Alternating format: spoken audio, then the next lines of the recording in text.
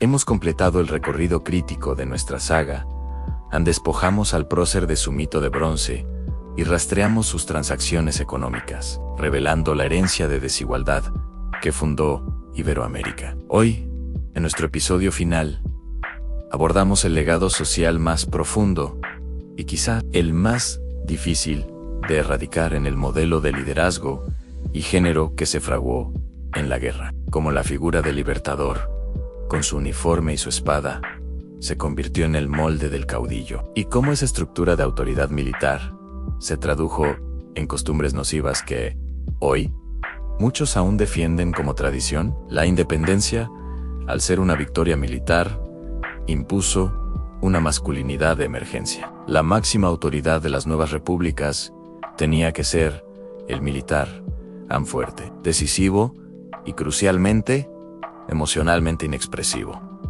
El uniforme y la espada no eran simples vestimenta, eran símbolos de una autoridad incuestionable. Este ideal del prócer carero exigía el estoicismo como virtud suprema, donde la duda, el miedo o la expresión de afecto eran considerados debilidades. La masculinidad, en este contexto, aprendió que el poder se ejercía no desde la negociación o la empatía, sino desde la fuerza y la represión emocional. Esta visión se impuso como el único camino a la grandeza y obtuvo una legitimidad histórica apabullante. Se estableció una norma de género. Casi tan solo el macho jerárquico y combativo es apto para el liderazgo. La autoridad venía intrínsecamente envuelta en el uniforme, marcando una distancia abismal entre el líder y el pueblo. Esto es la masculinidad hegemónica en un modelo rígido, impuesto desde la cúpula, donde la vulnerabilidad es un fracaso político. El paso del prócer al caudillo del siglo XIX y XX no fue un accidente, sino una sucesión lógica que reprodujo la estructura de poder colonial. El caudillo, pensemos en Rosas, Páez o Santa Anna, basó su gobierno en el culto a la personalidad y la lealtad directa, replicando el modelo del patrón de Hacienda que analizamos en el episodio 2. El caudillo se erigió como el padre de la nación, ejerciendo un poder absoluto, sin controles institucionales efectivos. Una figura que proveía y castigaba con el mismo látigo. Este patrón paternalista se fusionó con la cultura militar, creando un modelo donde la ley era la voluntad del líder. Aquí radica la tragedia en la violencia, que fue necesaria para la guerra de independencia. Se normalizó como una herramienta legítima de gobernanza y control social en tiempos de paz. Las estructuras de poder no se basaron en el ciudadano con derechos, sino en el súbdito que debe obediencia. Esta fue la herencia más tóxica del uniformismo, la convicción de que la fuerza, y no la razón, es el motor de la historia. 2 siglos después, esta herencia se cristaliza en costumbres que se defienden como tradición, aunque sean profundamente destructivas.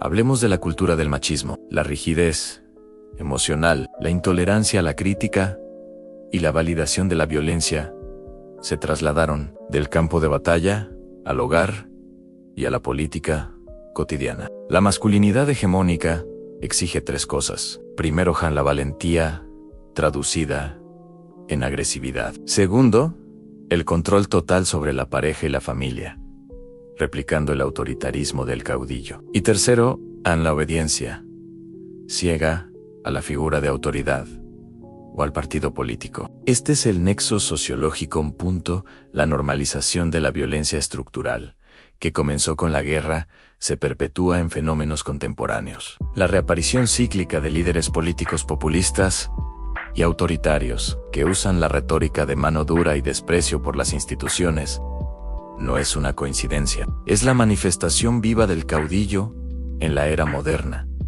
La continuación de la carga del uniforme. El hombre de honor que defiende su posición con la agresión no es una figura folclórica, es un agente de un sistema de control cimentado en el siglo XIX. La saga termina aquí, pero la reflexión empieza ahora. Entender que el autoritarismo y el machismo no son rasgos culturales inamovibles, sino una herencia sociológica impuesta, nos otorga la llave para la verdadera liberación. La más alta tarea cívica, hoy, es desmantelar esa carga nociva. La grandeza ya no reside en el pecho cubierto por medallas, sino en la humildad para dudar. El verdadero acto revolucionario no es seguir la bandera del nuevo caudillo, sino cuestionar la bandera misma. La verdadera masculinidad no se demuestra con el puño o la intolerancia, sino con la capacidad de albergar la duda, de escuchar el argumento disidente y de construir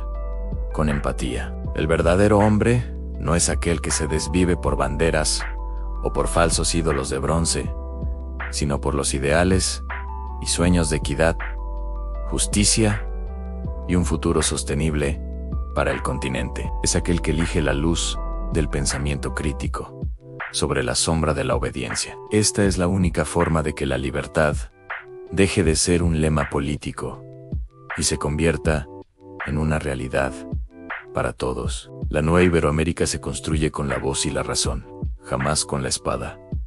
Gracias por acompañarnos en este viaje. Si esta reflexión te ha aportado valor, compártela y suscríbete para seguir construyendo un futuro más crítico y libre.